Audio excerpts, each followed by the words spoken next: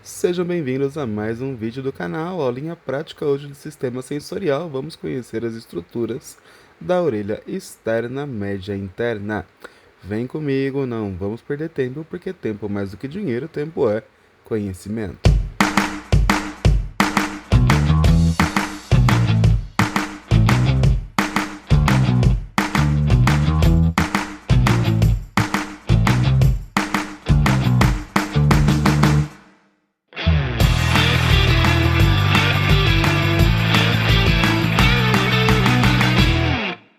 E antes de começar a aula de hoje, clica aqui em inscrever-se, ativa o sininho para notificação e já deixa um like aí se você já é meu aluno e sabe que o vídeo vai te ajudar na prova. Se você ainda não é meu aluno e é a primeira vez que você está aqui no canal, considere deixar o seu like se esse conteúdo agregar no seu conhecimento de alguma maneira. Vamos lá!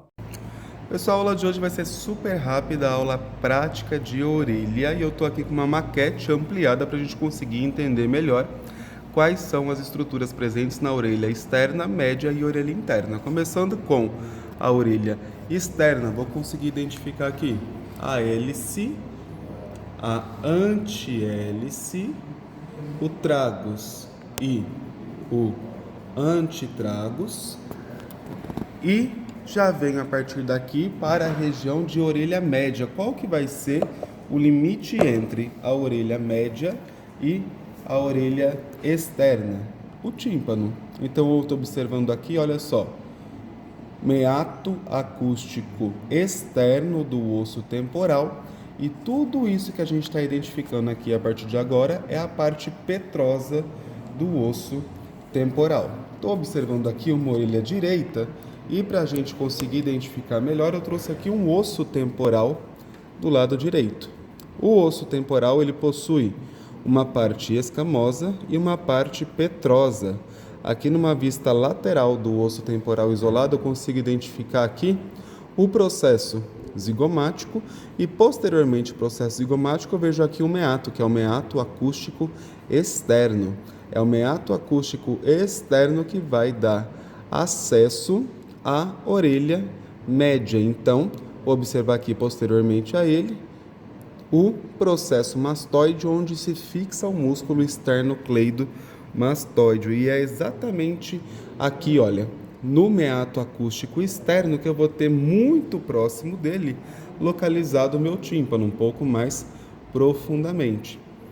Vista medial, percebo aqui na parte petrosa do osso temporal, eu vou ter também o meato acústico interno, que é de onde vai emergir o nervo vestíbulo coclear, oitavo par de nervo craniano. Agora imaginem, fazendo aqui uma extrapolação, que essa é a visão que a gente está tendo dessa maquete ampliada da orelha. Eu observo aqui, olha só, o meato acústico externo, que é exatamente essa estrutura que eu observo no osso temporal aqui de tamanho real. Muito bem. Fiz aqui um corte coronal, consigo identificar aqui a localização do tímpano, aqui o meu limite do meato acústico externo. Vamos fazer uma secção agora transversal da parte petrosa do osso temporal para eu conseguir finalmente ver a minha orelha média e a orelha interna. Tímpano aqui sendo o meu limite entre a orelha externa e orelha média. Percebo que a minha orelha média ela é revestida por uma mucosa, e quando eu retiro aqui o tímpano, eu vou perceber que imediatamente na parte interna eu tenho o martelo, tenho meus 3 ossículos da audição: o martelo, a bigorna e o estribo. Martelo, bigorna e estribo. E o martelo está aonde? Localizado, fixado no tímpano. Quando vem uma onda sonora e essa onda sonora vibra e chega até o tímpano, vai chegar onde? No cabo do martelo vai passar para a bigorna, e a bigorna, no movimento de pistão, vai bater no estribo. O estribo vai ter contato já com a minha parte da orelha interna. Aspectos importantes com relação à minha orelha média. Orelha média é essa parte que a gente está localizando aqui onde eu estou apontando agora. Voltando o tímpano para o local, Aqui é a orelha média. A orelha média é onde eu vou ter o quê? Os ossículos da audição. E eu estou percebendo aqui também na minha orelha média que eu tenho um tubo aqui, olha só. Essa é a tuba auditiva, antigamente chamada de tuba de Eustáquio. A tuba auditiva vai ter contato com a faringe, através do ósseo faríngeo da tuba auditiva, que é uma estrutura que eu vou observar na nasofaringe. Quando a gente está fazendo uma viagem, por exemplo, e está descendo a serra para ir para a praia, a gente sente uma pressão no tímpano. Por quê? Porque, de fato, a pressão atmosférica externa está pressionando o tímpano. O que a gente faz para tentar melhorar essa condição? A gente masca chiclete, mastiga ou boceja. Por quê? Porque a tuba auditiva vai se abrir na nasofaringe. E a faringe, ela é o quê? Um túbulo muscular. Eu tenho lá os músculos constritores da faringe. Ao fazer movimento de deglutição ou de bocejo, eu vou ter a ativação desses músculos que vai acabar abrindo o ósseo faríngeo da tuba auditiva, e essa mesma pressão que está no meio externo pressionando o tímpano vai se igualar com a pressão que terei aqui internamente adentrando pela faringe, na nasofaringe, no ósseo faríngeo da tuba auditiva, até chegar aqui na orelha externa e empurrar o tímpano, igualando a pressão externa com a pressão interna. Muito bem, isso na orelha média. Estou chegando aqui na minha orelha interna. E para começar, essa estrutura que a gente está vendo aqui é uma estrutura que não existe. Eu tô passada, chocada. Como assim não existe? Isso daqui é praticamente um negativo que a gente tem dentro do osso temporal. Aqui eu consigo tocar como uma estrutura, mas o que eu preciso entender, na verdade, é que esse formato que eu estou vendo com os canais semicirculares e com a cóclea, na verdade, é um espaço que eu tenho dentro da parte petrosa do osso temporal. Então, de verdade, o que eu vou ter no osso temporal é isso daqui, é esse negativo, é um espaço, são cavidades, e dentro dessas cavidades eu vou ter um outro labirinto e um outro ducto que vai passar dentro da cóclea, formado por uma membrana, que são a parte membranácea do labirinto e da cóclea. Voltando aqui, ó, essa estrutura para o seu local de origem, imagine que através da orelha média eu vou injetar uma resina dentro do osso, e essa resina vai acabar ocupando o espaço da cóclea e do labirinto ósseo. A resina é exatamente isso que eu estou observando aqui. Meu Deus! Jesus! E agora? Tô vendo pela primeira vez. Ela vai acabar ocupando esse espaço que eu vou ter dentro do osso temporal. Se você tiver mais interessado em conhecer a anatomia da orelha e da via auditiva, clica no card que está aparecendo aqui em cima para acessar a videoaula de sistema auditivo e a aula teórica da orelha, tá? Aqui eu estou mostrando na peça que a gente tem no laboratório, que é uma maquete ampliada, então ela não tem tanta riqueza de detalhes como na aula que você vai encontrar clicando aí no card.